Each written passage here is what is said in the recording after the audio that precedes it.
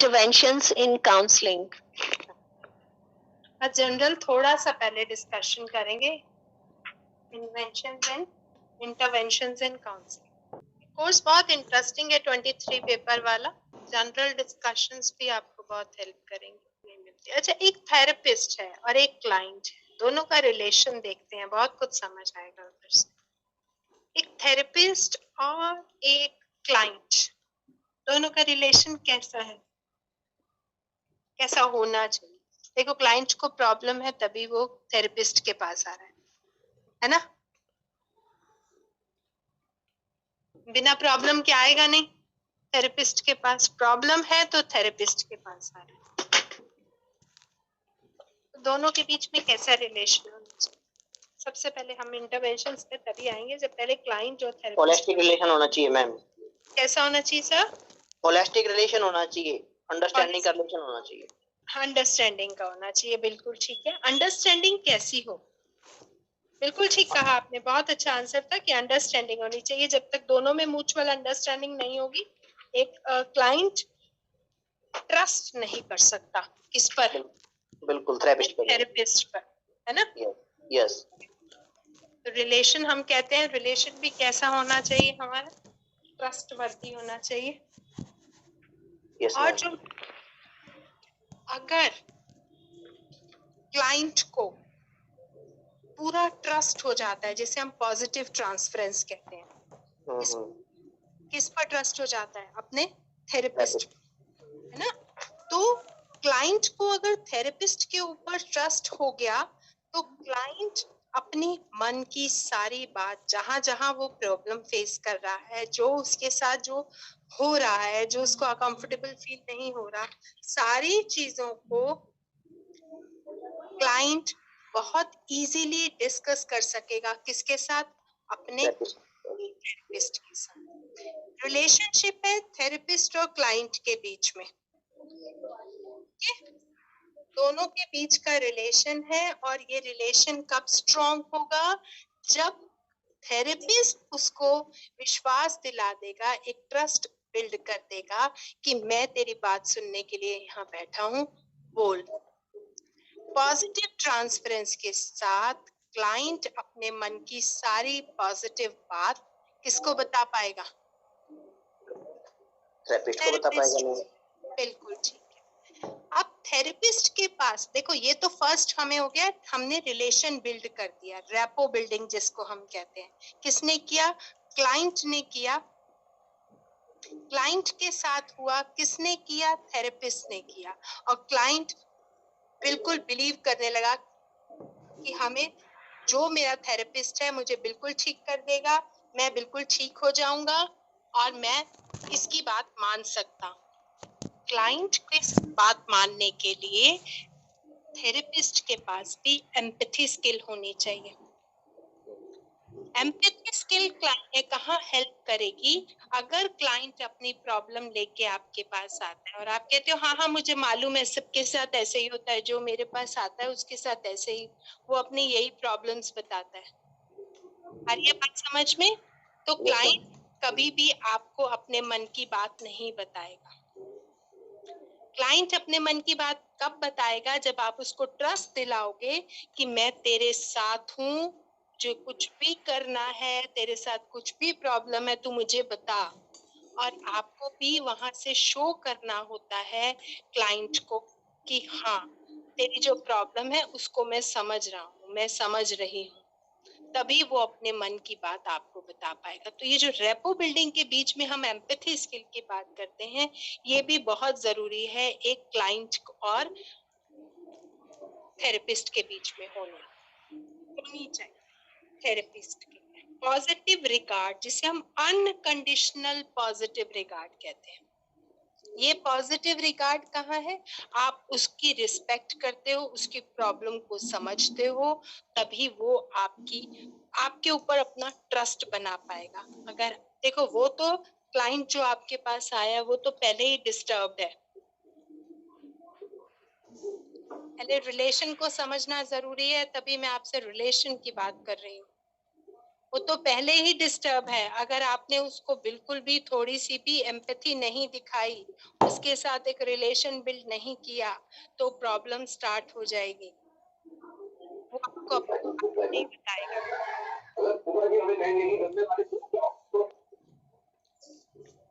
ठीक है, तो अनकंडीशनल पॉजिटिव रिगार्ड भी होना चाहिए क्लाइंट और उसके बीच में। एम्पैथी स्किल भी होनी चाहिए।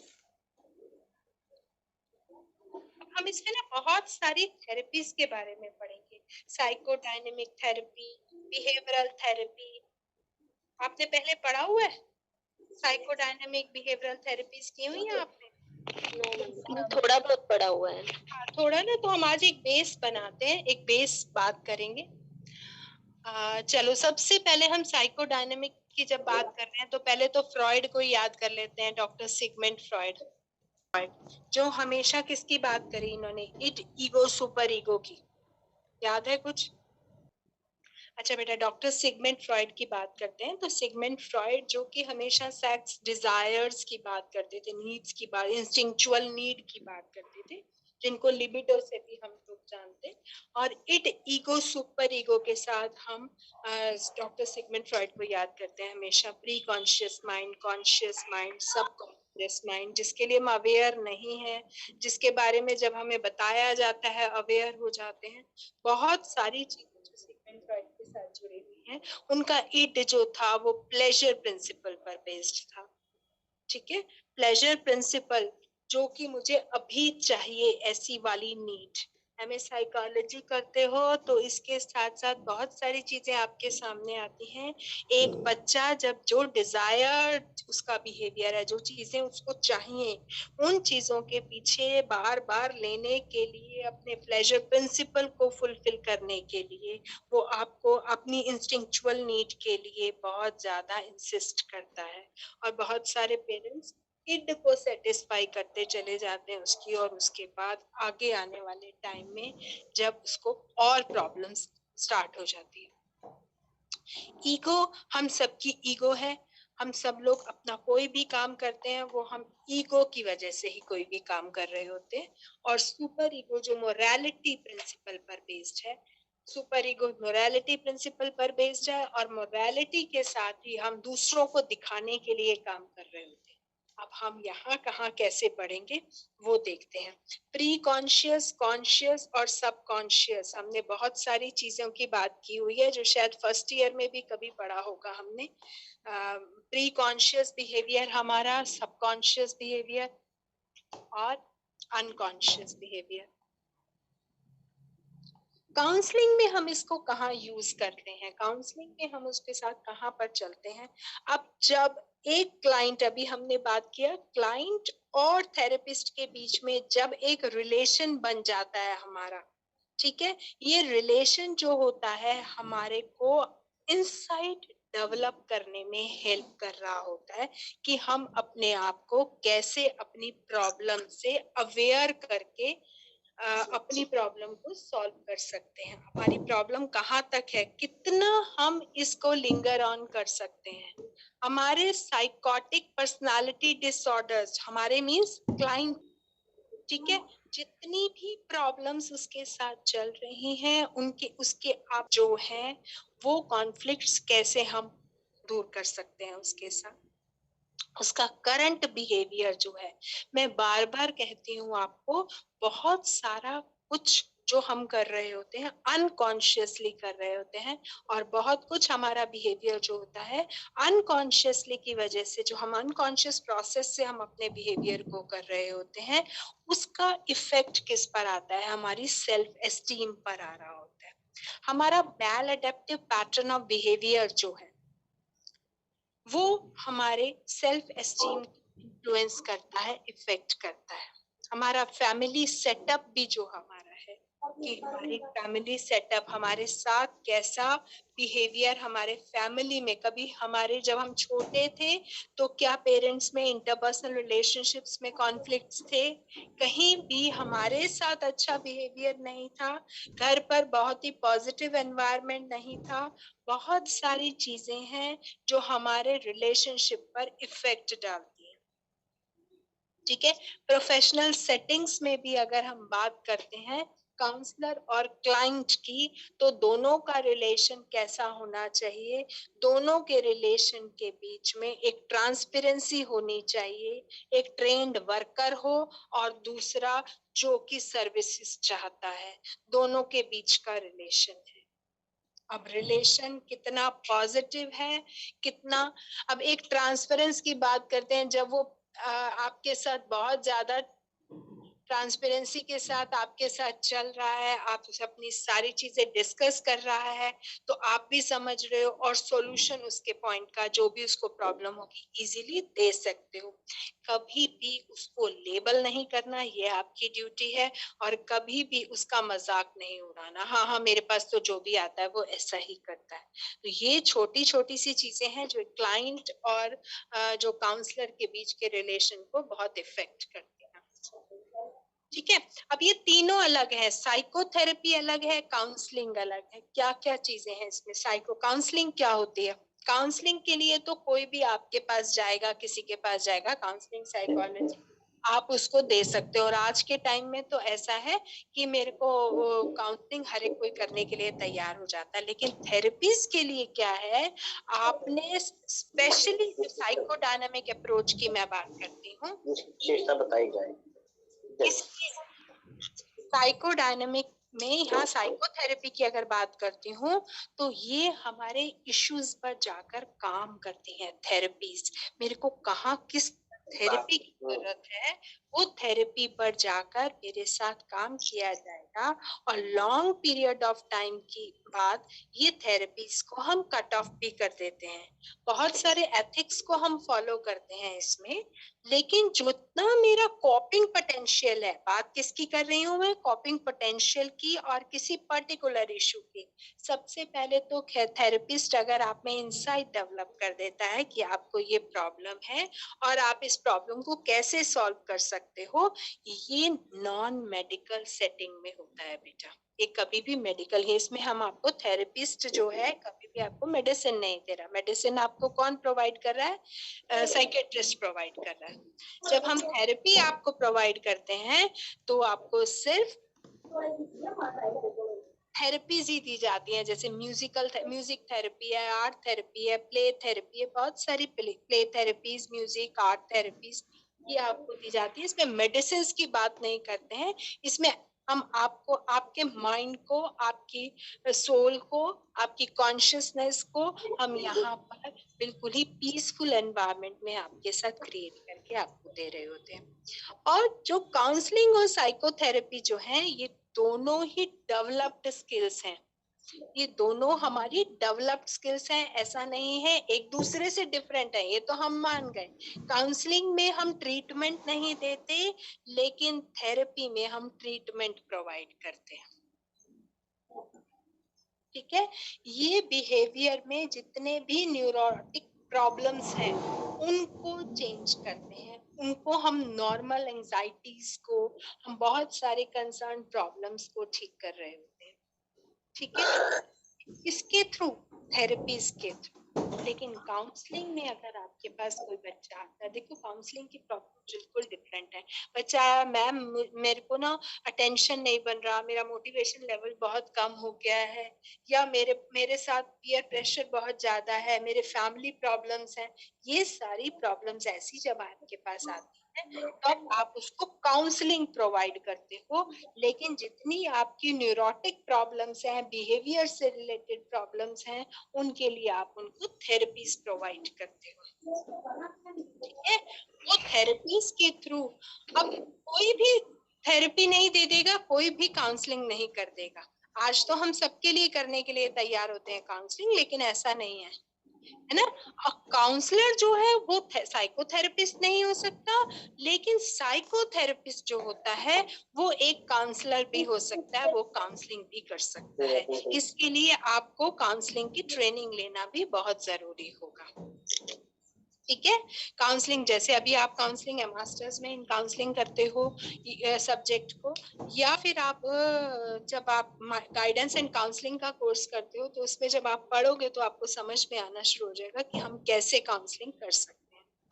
ये हम नीड बेस्ड होती है काउंसलिंग जो है हमारा, वो काउंसलिंग को कॉम्प्लिकेटेड इंफॉर्मेशन को उसके सामने एक प्लानिंग के साथ, स्टडी के साथ प्रेजेंट करता है। किसको?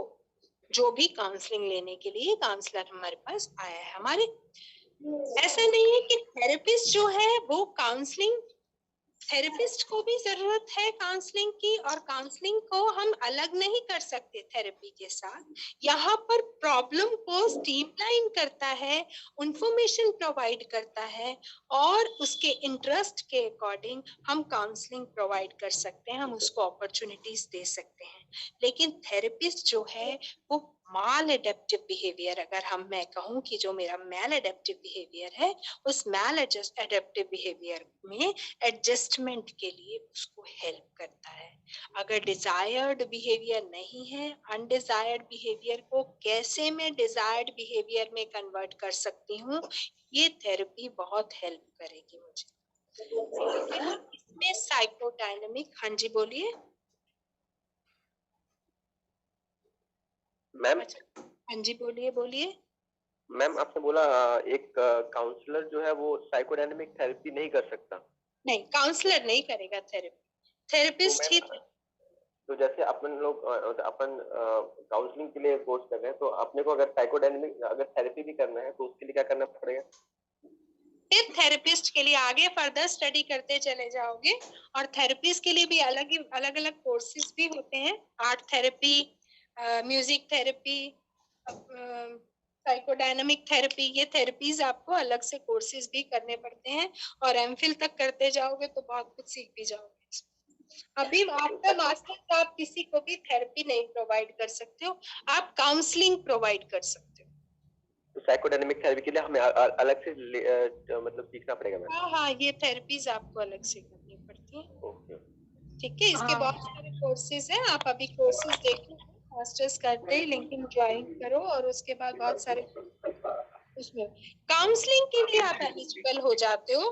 मास्टर्स इन काउंसलिंग ये करोगे आप तो काउंसलिंग के लिए आप एलिजिबल हो जाते हो। किसी भी स्कूल को ज्वाइन कर लोगे, स्टूडेंट रिलेटेड प्रॉब्लम को you are able to solve. उनके मैल एडेप्टिव बिहेवियर को वैसे तो थेरेपिस्ट के थ्रू हम चेंज करते हैं बहुत सारा, लेकिन जितनी लर्निंग डिसेबिलिटीज हैं, जितने क्लासरूम बिहेवियरल प्रॉब्लम्स हैं, उन बिहेवियरल प्रॉब्लम्स को आप काफी हद तक ठीक कर सकते हो।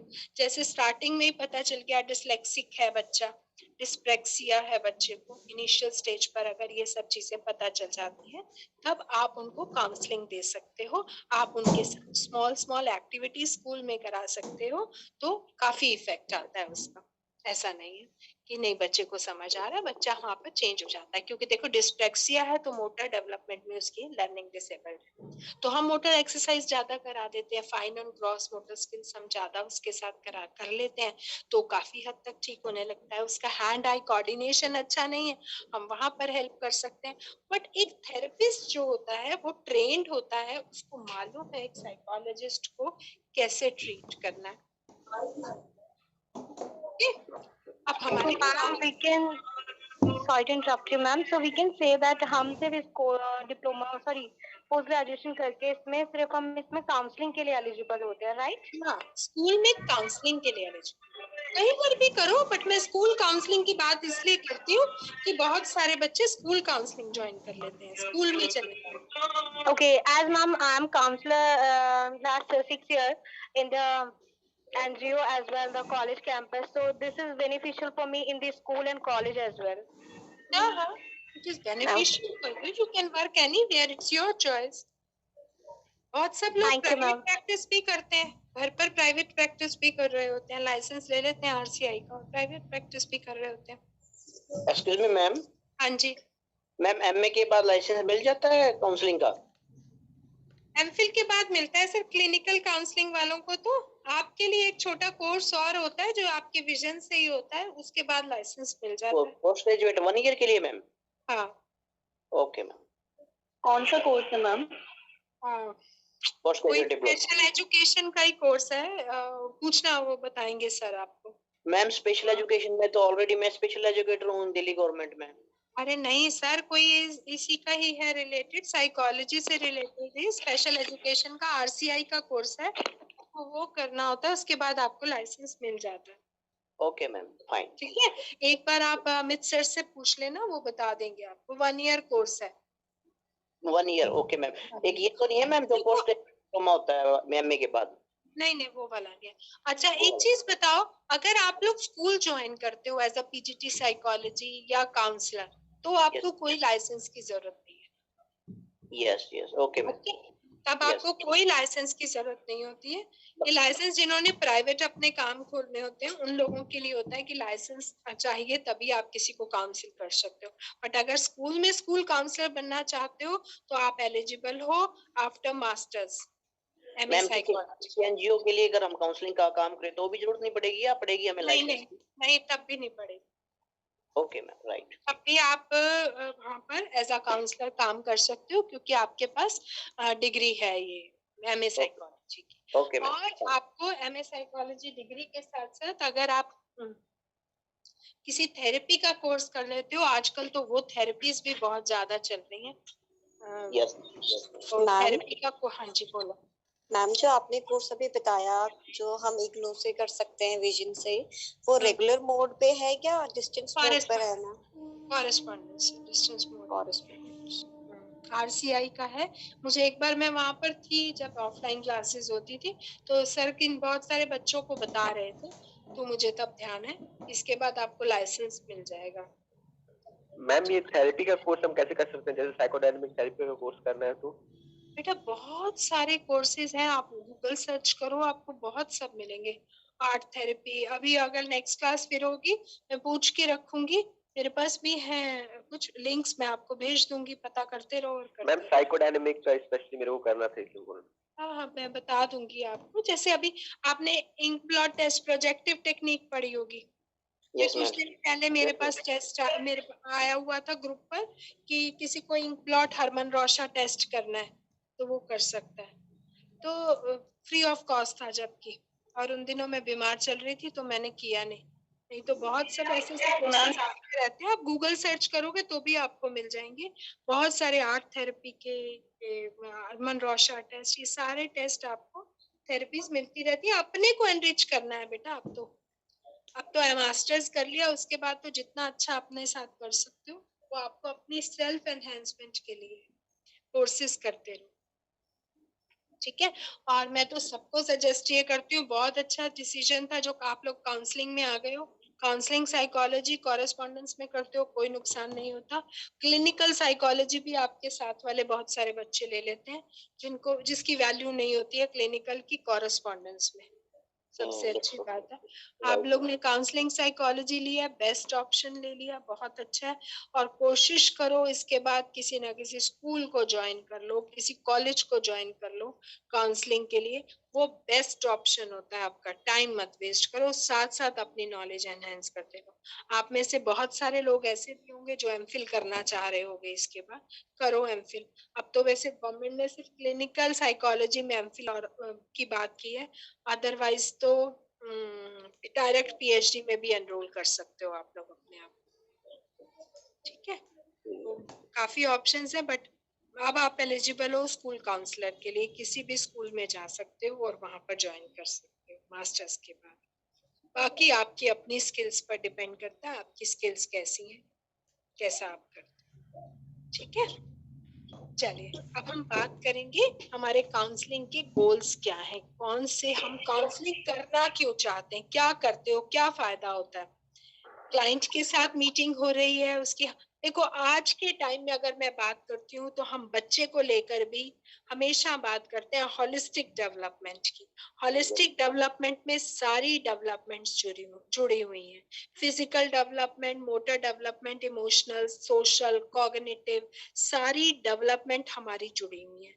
और कभी स्कूल में कहीं कोई प्रॉब्लम होती है, सबसे सिंपल सी बात बता रही हूँ, स्कूल में कभी भी कोई किसी बच्चे को प्रॉब्लम होती है, कहते हैं जी भेज दो इसे काउंसलर के पास, counsellor will help her. Yes ma'am, right. सारी प्रॉब्लम के लिए आप ही के पास आएंगे एज अ काउंसलर, आप ही को वो सारी प्रॉब्लम्स को डील करना पड़ेगा।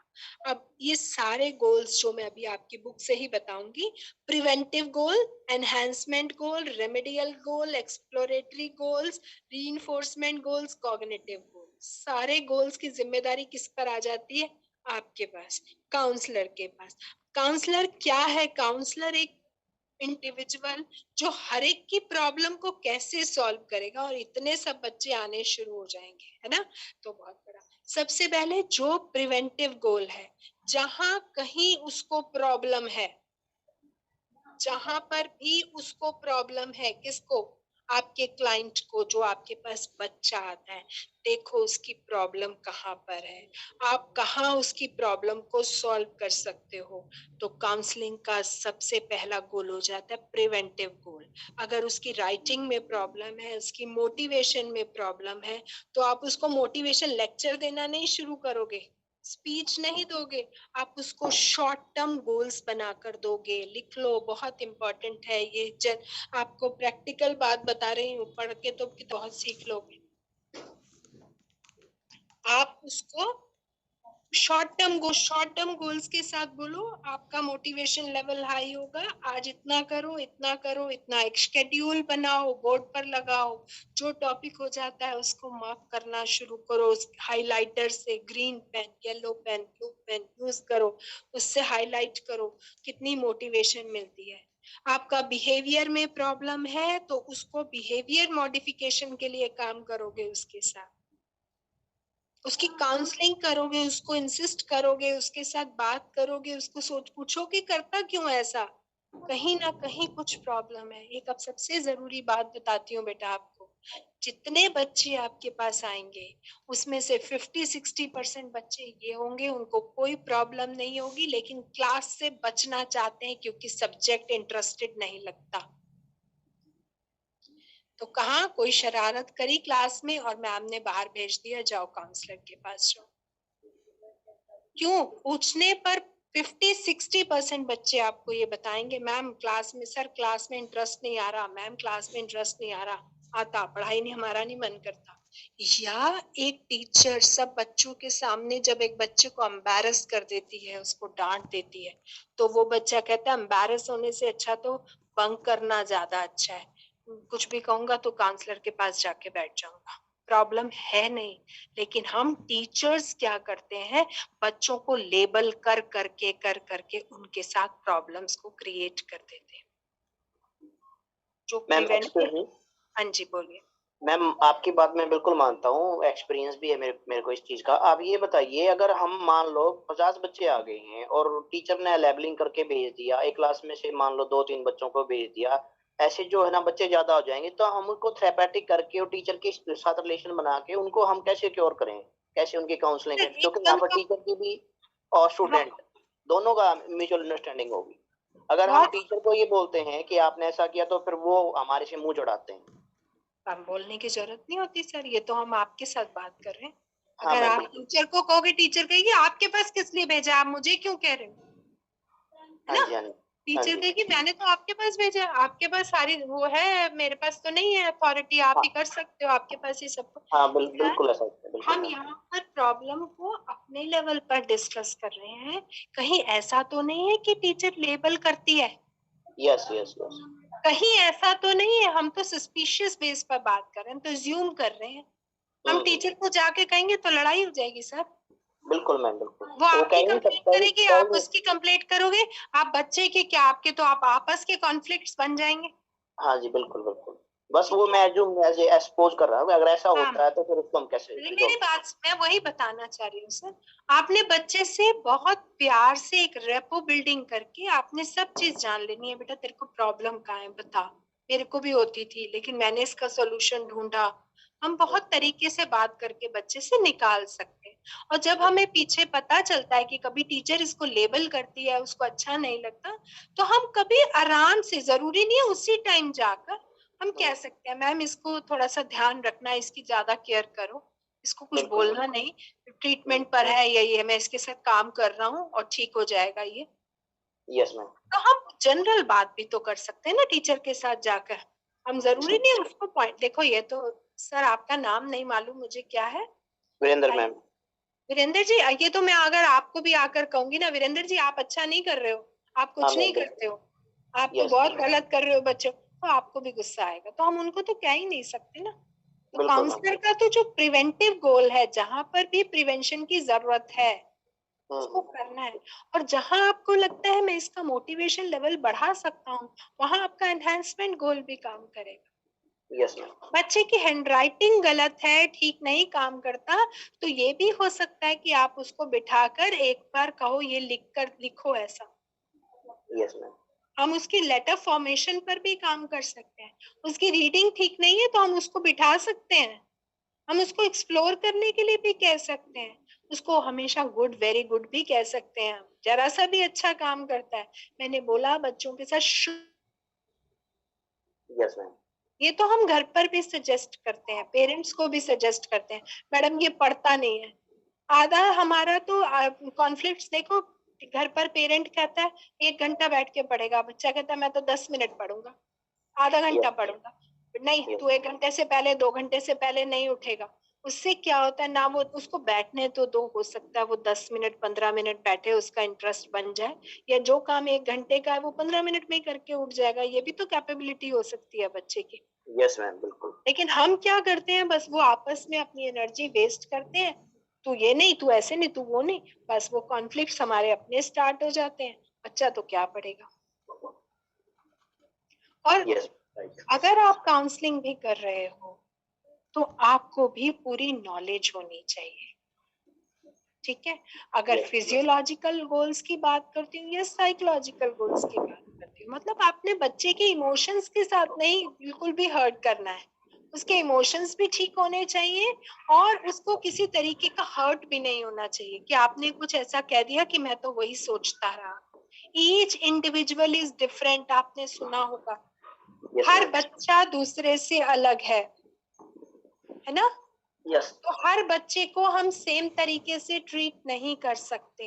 अगर बच्चे को डिसलेक्सिया हमें स्कूल में पता चल रहा है, डिस्प्रैक्सिया पता चल रहा है, हम इनिशियल लेवल पर तो बिठाकर उसकी मोटर स्किल्स डेवलप कर सकते हैं, उसको बीड्स वाला काम करा सकते हैं, थंब प्रिंटिंग करा सकते हैं, हम उसको बहुत सारी एक्टिविटीज को करा सकते हैं स्कूल में। हो सकता है इनिशियल लेवल पर फर्क आना भी शुरू हो जाए, नहीं आए तो हम पेरेंट्स को सजेस्ट कर सकते हैं कि अब आप किसी थेरेपिस्ट को दिखा सकते हो या आप किसी साइकोलॉजिस्ट को दिखा सकते हो। Okay ma'am. ओके। ओके, तो इनिशियल आपसे स्टार्टिंग होती है स्कूल में, बहुत इंपॉर्टेंट होता है आपका रोल। आप ही पेरेंट के स्टिग्मा को भी ब्रेक कर सकते हो। एक पेरेंट जो साइकोलॉजिस्ट या साइकेट्रिस्ट के पास नहीं जाना चाह रहा, उसको लगता है अरे मैं कोई पागल थोड़ा हूँ या मेरा बच्चा कोई पागल थोड़ा है, आप इसको वहां भेज रहे हो, ये भी आप ही की ड्यूटी है कि आप उनका स्टिग्मा, जो वो हेजिटेट करते हैं साइकोलॉजिस्ट या साइकेट्रिस्ट के पास जाने के लिए, आप उनके स्टिग्मा को ब्रेक कर सकते हो। Yes ma'am. ओके, उनके स्टिग्मा को ब्रेक करके आप देख सकते हो कि हम उसको साइकोलॉजिस्ट के पास भेजें या इसको मेडिसिन की जरूरत है। अच्छा, आपकी क्लास में ना बहुत सारे स्लो लर्नर्स भी होंगे स्कूल में, अगर आप स्कूल काउंसलिंग स्कूल में जाते हो, स्लो लर्नर्स के साथ भी काउंसलर काफी हद तक काम कर सकते हैं, उनको प्रैक्टिस की ज्यादा जरूरत है, उन लोगों को प्रैक्टिस की ज्यादा जरूरत है, उन लोगों को वो अपने ईयर से, अपना जो बर्थ एज है उससे 2 या 3 साल पीछे चल रहे होते हैं वो वाले बच्चे। तो ऐसा नहीं है कि उनको हम स्पेशल नीड है कोई, नहीं, बस जितनी प्रैक्टिस कराते जाओगे उनकी प्रॉब्लम सॉल्व होती चली जाएगी। वो भी काउंसलर की ही ड्यूटी होती है, तभी हम सारी सबसे पहले स्कूल में ड्यूटी किसकी बनाते हैं? काउंसलर की। स्कूल साइकोलॉजिस्ट, काउंसलर्स ये बहुत ज्यादा काम कर रहे होते हैं स्कूल के लिए। ठीक है, तो अभी हम कुछ प्रिंसिपल्स की भी बात करते हैं। काउंसलिंग के कुछ प्रिंसिपल्स हैं जो हमारे लिए बहुत जरूरी है। सबसे पहला हम रिस्पेक्ट, किसकी रिस्पेक्ट करें? क्लाइंट की। क्लाइंट की रिस्पेक्ट आप करोगे तो क्लाइंट भी आपको कुछ समझेगा, नहीं तो अगर आप उसे ये ट्रीट करोगे कि हाँ हाँ तू तो बीमार है तभी मेरे पास आया, तू तो आधा पागल है तभी मेरे पास आया, तो नहीं, ठीक है? आप उसकी रिस्पेक्ट करोगे, वो आपकी रिस्पेक्ट करेगा। सेकंड कहेंगे ट्रांसपेरेंसी होनी चाहिए। जो भी हमारी कम्युनिकेशन होती है किसके साथ, क्लाइंट और थेरेपिस्ट के बीच में जो भी, या काउंसलर के बीच में जो भी कम्युनिकेशन होती है, ट्रांसपेरेंसी होनी चाहिए। उसको पता होना चाहिए, उसको बता कर करोगे मैं आपके साथ ऐसा करूंगा, वो भी तभी आपको अपनी सारी बात बताएगा। ठीक है, तो ट्रांसपेरेंसी होना बहुत जरूरी है। कभी भी छुपा कर अगर हिडन काम कोई काउंसलिंग के थ्रू करते हो तो आप ही को प्रॉब्लम होगी, किसी को नहीं होगी। वो आपके साथ डिस्कस नहीं करेगा सारी प्रॉब्लम्स को, और आपकी जो थेरेपीज होंगी, जो आपकी काउंसलिंग होगी, वो सब वेस्ट चली जाएगी। दूसरी बात जो बहुत इंपॉर्टेंट होती है, कॉन्फिडेंशियलिटी बहुत जरूरी होती है। कॉन्फिडेंशियलिटी बहुत जरूरी होती है। क्लाइंट, स्कूल में भी आपके पास कोई बच्चा आपके पास आता है या कोई क्लाइंट अपनी प्रॉब्लम काउंसलर के साथ डिस्कस करता है, तो एक काउंसलर के लिए बहुत जरूरी है कि वो कॉन्फिडेंशियलिटी को बरकरार रखे। वो उसकी कोई भी बात किसी दूसरी क्लास टीचर से, किसी दूसरे बच्चे से, कोई और बच्चा या कोई और क्लाइंट आपके पास आता है, उसके साथ बिल्कुल भी डिस्कस नहीं करेगा। कॉन्फिडेंशियलिटी बना के रखेंगे आप। ये बहुत जरूरी है, एक प्रिंसिपल जो काउंसलर को अपना ध्यान में रखना चाहिए। नेक्स्ट बात अगर मैं बात करती हूँ तो मैं प्रिंसिपल की बात, वो अवेलेबिलिटी। अगर आपने उसको 12 o'clock की अपॉइंटमेंट दी है अपने क्लाइंट को, तो ये काउंसलिंग साइकोलॉजी का रूल है कि आपको 12 बजे वहां अवेलेबल होना चाहिए। कोई इमरजेंसी आती है तब तो आप अपॉलॉजी कर सकते हो, अदरवाइज आपको बिल्कुल आपकी अवेलेबिलिटी उसी पॉइंट पर होनी चाहिए। और कभी भी आप क्लाइंट को ऐसा नहीं कहो, अरे ये तेरी प्रॉब्लम तो इतनी डिफिकल्ट है, ये ठीक नहीं हो सकती, ये तो बेकार है। नहीं, आपकी अप्रोच पॉजिटिव होनी चाहिए और आप क्लाइंट के जो पॉजिटिव पॉइंट्स हैं, उसकी पोटेंशियलिटीज हैं, उसको आइडेंटिफाई करो और उस पर काम करना शुरू करो। आती है बात समझ में? बहुत सारी सिचुएशंस में ऐसा भी होता है कि क्लाइंट और काउंसलर के बीच का पॉजिटिव रिलेशन नहीं बन पाता। क्लाइंट डरने लगता है अपने काउंसलर से, अपने थेरेपिस्ट से, ये सोचकर कहीं ये मेरी बात कोई किसी को बता ना दे। ठीक है, और कांस्टेंट रिलेशनशिप बना रहना चाहिए जब तक कि आपकी प्रॉब्लम ठीक नहीं हो जाती।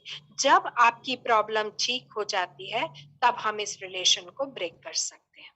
अदरवाइज ऐसा नहीं, अभी मेरे पास टाइम नहीं है और ये नहीं, अगर हम काउंसलिंग दे रहे हैं तो एक कांस्टेंट रिलेशन होना चाहिए। मैम ये नेक्स्ट पॉइंट था एक कांस्टेंट रिलेशन का, 5th पॉइंट।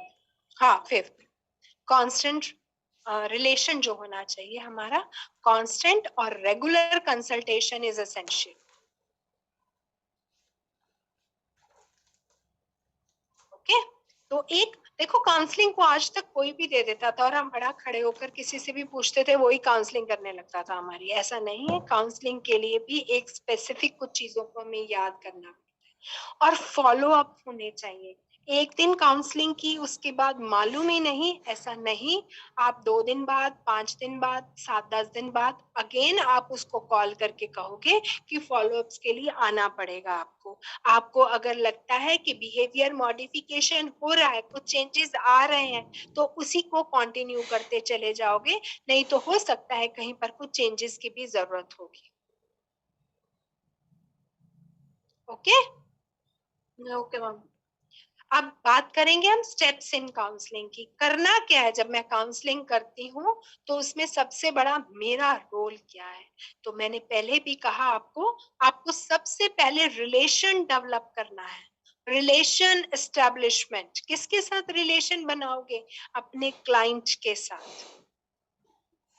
जब उस रिलेशन में क्लाइंट को ये फील होने लगेगा कि जो मैं रिलेशन आपके साथ एस्टैब्लिश कर रही हूँ वो रिलेशनशिप ट्रस्ट वर्दी है, तभी वो अपनी सारी प्रॉब्लम्स को बहुत ही इजीली आपके साथ डिस्कस कर सकेगा।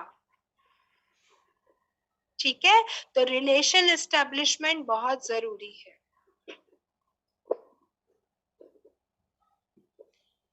रिलेशन किसके बीच में? क्लाइंट और काउंसलर के बीच में। नेक्स्ट इसका मेन पॉइंट है प्रॉब्लम आइडेंटिफिकेशन। सबसे जरूरी है, रिलेशन बन गया, अब उससे उसकी प्रॉब्लम के बारे में पूछते जाओ। प्रॉब्लम क्या है, कहाँ प्रॉब्लम हुई है, किस चीज से प्रॉब्लम है जी मैम। ये हाँ जी मैम, ये हमने बहुत बार पढ़ा है रिलेशन एस्टैब्लिशमेंट, बट ये एक्चुअली में होगा कैसे? अच्छा है, बहुत अच्छा क्वेश्चन आपने पूछा। देखो, आप मेरे पास आए क्लाइंट, एज अ क्लाइंट आप मेरे पास आए, ठीक है, आप क्या क्वेश्चन करोगे? मैं आपके पास आती हूँ, हम इससे सबसे पहले क्या क्वेश्चन करोगे? नेम, क्लास, चलो फिर, और फादर्स नेम में भी हो गया वो हो गया, पर्सनल हो गया, ठीक है। और फिर क्या करूं? सीधा पूछोगे क्या प्रॉब्लम है? नहीं मैम, पहले बच्चे से बात करेंगे ना हम।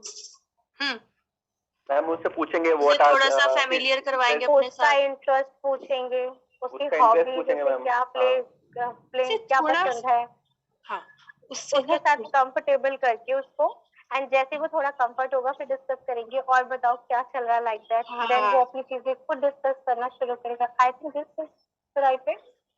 अच्छा, क्या खेलते हो घर पर? कौन कौन है? कौन किसके साथ ज्यादा स्पेंड करते हो? कैसे करते हो? सिस्टर के साथ खेलते हो? कौन सी क्लास में? अच्छा, आप ये वाली गेम खेलते हो? मुझे भी ये गेम बहुत पसंद है, चाहे आपको पसंद ना भी हो, है ना, जो भी। मतलब एक अपनी इन्वॉल्वमेंट शो करना कि हाँ, अच्छा टीचर तुमको नहीं, मैम मुझे बहुत बुरा लगता है उसने ऐसा, अच्छा मुझे भी कभी लगा था। आप उसके साथ एक पर्सनल रिलेशन बनाने की कोशिश करो। मेरी भी टीचर ने एक बार बचपन में मुझे डांटा था और मुझे बहुत बुरा लगा, लेकिन कोई बात नहीं, फिर मुझे बताया किसी ने, मुझे समझाया, मैं वही चीज तुमको बताता हूँ। अरे बात समझ में? ये है रिलेशन एस्टैब्लिशमेंट, कि उसको ऐसा नहीं लगना चाहिए ऑकवर्ड कि मैं कहाँ आ गया, मैं किससे बात कर रहा हूँ, है ना। जब एक आपका और मेरा रिलेशन बन जाएगा, देखो अभी हम आपको नहीं देख पा रहे, आप मुझे नहीं देख पा रहे, क्लास में नहीं देख पा रहे ना, हम ऑनलाइन क्लास कर रहे हैं, आप लोग मुझे नहीं देख पा रहे, मैं आपको नहीं। जब हम ऑफलाइन करते हैं, हमारा 5 दिन में, मैंने देखा, रिलेशन बन जाता है बहुत अच्छे से स्टूडेंट के साथ। 5 क्लास का लास्ट डे जा रहे हो तो स्टूडेंट्स लगता है मैम नंबर दे दो, हम आपसे कभी कोई डिस्कशन करना होगा तो कर लेंगे, वो एक रिलेशन ही तो होता है हमारा। तो जब भी क्लाइंट मेरे पास आ रहा है, क्लाइंट मींस मेरा स्टूडेंट मेरे पास आ रहा है, तब भी मेरा कोशिश ये होनी चाहिए उसके साथ ऐसा रिलेशन एस्टैब्लिश करो कि वो अपनी सारी बात बिना किसी डर के, बिना किसी झिझक के वो मुझसे बता दे, हेजिटेट ना करे मुझसे डिस्कस करने में कि मैम को बताऊं कि ना बताऊं, मैम किसी को बता दे। आपने उसको बिल्कुल एहसास दिला देना है मेरा तेरे साथ बहुत अच्छा रिलेशन बन गया है, और हो सकता है पहली बार में वो आपको बात ना बताए, कोई बात नहीं, उसको बोलना कल फिर आएंगे, कल फिर आना, हम बात करेंगे, तुम तो बहुत अच्छे हो, तुमसे बात करके तो मुझे बहुत अच्छा लग रहा है, कल फिर आना। मैम, आजकल इंटरनेट के थ्रू बच्चे गलत चीजों में एक्सपोज हो रहे हैं, हाँ, मतलब जो गलत वीडियोस या कुछ भी वो देख लेते हैं, तो उन बच्चों की काउंसलिंग कैसे हो सकती है, या वो कुछ ऐसा फेस कर रहे हैं, तो एज अ टीचर हम उन बच्चों को कैसे मतलब डील कर सकते हैं, मतलब अगर हम उनकी काउंसलिंग करें तो? आप उनको क्या काउंसिल करोगे कि ये चीजें मत देखो? नहीं मैम, इस चीज को तो रोका ही नहीं जा सकता, क्योंकि इंटरनेट तो अब बहुत ही ज्यादा हर किसी की लाइफ में एंटर कर चुका है। बस फिर एक्सप्लोर करने दो, जब कोई हार्म होगा तब हम उनसे बात करेंगे। अननेसेसरली किसी के पर्सनल मैटर्स में घुसोगे तो नुकसान आप ही का होगा, मैं बता रही हूँ, चाहे बीइंग अ पेरेंट घुसो, चाहे बीइंग अ टीचर घुसो, चाहे बीइंग अ काउंसलर घुसो। आपने भी अपने टाइम पर देखा था ना सब कुछ, मीडियम ऑफ सोर्स चेंज था, बताइए। मैम, हमारा फैमिली बैकग्राउंड वैसा था नहीं, तो मुझे तो मतलब मेरा बच्चा, मैं बिल्कुल आपकी बात से, मैं बहुत आपकी बात से एग्री कर रही हूँ। हमारे टाइम पर जितने रिसोर्सेज थे, उस रिसोर्सेज के अकॉर्डिंग हमने भी ये सब काम किए। बच्चों को जितने रिसोर्सेज मिल रहे हैं, हाँ, keep an I on your children, हमेशा नजर रखो, यस मैम। देखो वो कुछ गलत ना कर रहा हो, देखो जहां पर जरूरत पड़ती है वहां उसको प्यार से समझाना भी पड़ सकता है। बेटा अभी हमारे पास टाइम है, अभी इसके लिए टाइम है, हम इसको बाद में कर सकते हैं। ठीक है, तुमने एक्सप्लोर किया। अच्छा यहाँ पर एक एग्जांपल देती हूँ, पता नहीं शायद पहले भी कभी दिया होगा कि नहीं क्लास में। एक बच्चे ने स्मोक की फर्स्ट टाइम स्कूल में, जी ठीक है, और उसको घर आया तो उसने बता दिया। अच्छा, उसने बता दिया अपने पेरेंट को कि पापा या मम्मी आज मैंने ना स्कूल में स्मोक किया। मम्मी का रिएक्शन क्या होगा बताओ? मम्मी का रिएक्शन क्या होगा? यस, मैं बोलूँ मैम? अंडरस्टैंडिंग होगा तो तो समझाएगा, फिर और साउंड understanding क्या होगा होगा? तो हाँ शायद अंडरस्टैंडिंग पेरेंट होंगे तो समझाएंगे कि बेटा सीधा ये गलत। समझाना तो शुरू कर shout- दोगे तो पिटाई हो जाएगी तुम्हारी भी साथ। हाँ, नहीं तो सीधा जो नहीं अंडरस्टैंडिंग होंगे वो शायद मतलब पिटाई भी कर दे। मैडम चाहे अंडरस्टैंडिंग हो चाहे ना हो, ठीक है। पूजा आप कुछ कहना चाह रहे हो, आपने हाथ उठाया है। यस पूजा। यस मैम, एक क्वेरी थी। जैसे अभी ये लॉकडाउन के चलते बच्चे बहुत ज्यादा फोन के और ये लैपटॉप के गैजेट्स के बहुत ज्यादा एडिक्टेड हो गए हैं। हाँ, तो इसके लिए हम बहुत अच्छा सॉल्यूशन जब ये वापस से स्कूल जाएंगे तो इनको जैसे मैनेज करना बहुत मुश्किल हो जाएगा। के लिए Then हमें how अभी से to जरूरत counsel? है ना पूजा, अभी से जरूरत है हमें इसके लिए। इस पर भी आती हूँ, पहले मैं ये वाला क्वेश्चन कंप्लीट करती हूँ जो मैंने एग्जाम्पल दिया है। बच्चे ने स्मोक किया, घर आया, बताया, मम्मी ने शाउट करना शुरू कर दिया, तू तो यही काम करेगा, तुझे तो पढ़ना नहीं है, तुझे तो ऐसे नहीं करना, तू तो पढ़ेगा नहीं, हमने इतना पैसा लगा दिया, मैं तो ये करती हूँ। मतलब लिटरली मदर शाउट करने लगी, आ जाए तेरे पापा। मैं पापा को बताती हूँ, पापा के सामने आया, खूब शाउट हुआ। नेक्स्ट टाइम फिर से बच्चे ने किया, उसने कहा घर जाके बताया तो शाउट करेंगी, छोड़ बताता ही नहीं हूँ, अब तो छुप के ये काम करूंगा। इसी एग्जाम्पल को आप ले लो। मैम अगर ये तो फिर और ज्यादा करेगा बच्चा ऐसे। मेरी बात सुनो सर, मेरी बात सुनो तो सही। ओके। नेक्स्ट टाइम कहेगा मैं तो बताऊंगा ही नहीं मम्मी को, क्योंकि मम्मी तो जाते ही शाउट करती है। या किसी बच्चे ने बंक किया, वो छोटी सी बात है, स्कूल में सब बंक करते हैं, उसने घर आके बताया, मम्मी ने शाउट करना शुरू कर दिया, बंक किया तूने, क्लास बंक कर दी, हम तो इतना महंगे स्कूल भेज रहे हैं, इतना पैसा लगा रहे हो, तुम ये करते हो वो कर। बात शुरू हो गई मम्मी, चलो अब आ जाए तेरे पापा को बताऊंगी। फिर पापा को बताया, फिर पापा ने भी डांटा, फिर मम्मी ने भी डांटा, और नेक्स्ट टाइम बच्चा कहेगा मैं बंक करूंगा, मैं तो बताऊंगा ही नहीं, पागल हूँ अपने, उनको क्यों बताऊं। अच्छा, यहाँ पर सिचुएशन क्या है? आपका जवाब सब बिल्कुल ठीक क्वेश्चन है। ऐसे तो बच्चे करने लगेंगे, नहीं, बच्चे ने बंक किया था, बच्चे ने स्मोक किया, बिल्कुल ठीक है, करके आया, उसने आपको बताया, चलो ठीक है, उस टाइम आपने सुन लिया। लेकिन जब बच्चा भी कूल हुआ, आप भी कूल हुए, उसको बिठाओ, उसको समझाओ, ये प्रैक्टिस ठीक नहीं है बेटा, स्मोक करना, इससे कहाँ कहाँ प्रॉब्लम हो सकती है, कैसे प्रॉब्लम हो सकती है। देखो, जिस चीज के लिए आप मना करोगे बच्चा वो काम जरूर करेगा। मना करना है, हाउ टू से नो, लेकिन नो के साथ भी बहुत सारी सिचुएशंस हैं, आपने कैसे उसको समझाना है, उसमें इंसाइट डेवलप कर दो, ये चीजें कहाँ गलत हैं, ये चीजें कहाँ सही हैं, ठीक है। अगर इस तरीके से समझाओगे ना तो वो चीजों को समझने लगेगा। और तो अगर मैम, हाँ, अगर पापा खुद ही कर रहे हैं तो बच्चे को मना कर सकते हैं? नहीं, नो। रोल मॉडल बनने की जरूरत है। हाँ जी मैम, कौन बोल रहा था बताइए।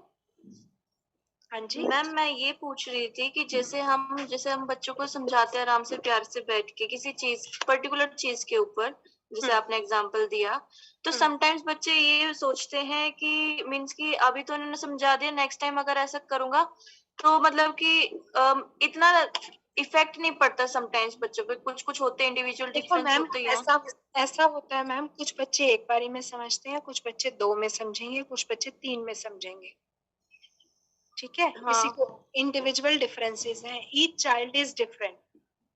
मैम अगर हम उसका ड्रॉबैक बताएंगे ना, स्मोकिंग का लॉन्ग टर्म का ड्रॉबैक बताएंगे तो वो बच्चा धीरे धीरे कम करता चला जाए। मैम सर ये भी हो सकता है ना समझे, हाँ बिल्कुल ठीक है, लेकिन हमारा काम क्या होगा, वो नहीं समझेगा तब भी हमें उसे बार बार रिमाइंडर्स देते रहने हैं। बच्चे ऐसा कोई गलत काम नहीं करना, ये नहीं। हाँ जी मनीषा जी बताइए। मैम मेरे घर में एक चाइल्ड है, एक्चुअली क्या है कि लास्ट 2 ईयर से, जब से हमारा लॉकडाउन चल रहा है, तब से हमने उसकी स्टडीज हो गए या मतलब फैमिली सब एक साथ रहते हैं, तो सब लोग एक दूसरे में इन्वॉल्व नहीं होना चाहते, बिजी रहते हैं, तो क्या करते हैं पूरे टाइम ही मोबाइल चलाता है, ठीक है। तो हम लोग उसे डिफरेंट वे की तरह बताते हैं कि बच्चा मोबाइल से आईज वीक होती है, ये होता है वो होता है, सारी चीजें बताते हैं। मैं बाहर रहती हूँ, उसके साथ ही रहती फिलहाल, तो जब वो मेरे से फोन पे बात करेगा तभी भी मैं उसको समझाने की कोशिश करती हूँ, बट मैम ये पैटर्न ना फॉलो ही नहीं होते। बार बार जब जिस चीज को हम प्रीच करते हैं ना, बच्चे वो सुनते ही नहीं है। ये हाँ, बताओ दैट्स द पॉइंट कि मतलब वो बच्चा उस चीज से हटने को तैयार नहीं है, तो इन केसेस के लिए क्या करना चाहिए? हाँ मैं बता रही हूँ, इसी पॉइंट पे आते हो अभी। हाँ जी ज्योति जी आप बताइए। मैम कई बार ऐसा होता है कि हम बच्चे को, जैसे आपने बिल्कुल सही कहा कि हमें बार बार रिपीट नहीं करनी चाहिए चीजें या बार बार नहीं समझाना चाहिए, लेकिन कई बार ऐसा होता है कि बच्चे उसका लॉजिकल आंसर देना शुरू कर देते हैं। जैसे कि अगर मैं बताऊं कि my daughter is in class 12th, she used to use Instagram a lot, but many times कि मैं जब उसको उसकी साइड इफेक्ट या जो सोशल नेटवर्किंग साइट्स के जो मिस यूसेज हैं अगर हम उसको बताते हैं, तो she gives me the very logical answer. कई बार वो बहुत लॉजिक आंसर देती है कि वहां हमारा समझाना हमें गलत लगना शुरू हो जाता है। ज्योति जी अभी हम इस पर बिल्कुल बात कर रहे हैं, थोड़ा सा दो टाइम। यस मीनू आप बताइए, मीनू मिश्रा। जी मैम मुझे लगता है ना, जब हम बच्चे से डील कर रहे होते हैं तो एक वो जो रिस्पेक्ट वाली बात हमने इनिशियली की थी, ये बहुत ध्यान में रखना होता है कि हमें ये नहीं सोचना है कि हम समझा रहे हैं और बच्चा समझ रहा है। ये अंडरस्टैंडिंग हमारे में होनी चाहिए कि बच्चा एक इंडिविजुअल है। ये अंडरस्टैंडिंग आपके और बच्चों के बीच में बन जाती है, इससे तो अच्छी कोई बात ही नहीं। और मैम इसमें एज भी मैटर नहीं करता। जैसे अगर मेरी 6 years ओल्ड चाइल्ड से मैं डील करूं और मुझे ये उसको रियलाइज कराना पड़ता है कि हाँ मैं ये मान रही हूँ कि वो बहुत समझदार है और उसने जो एक्शन किया वो बहुत समझ किया। Ma'am give and take process है, रिस्पेक्ट दोगे तो रिस्पेक्ट मिलेगी।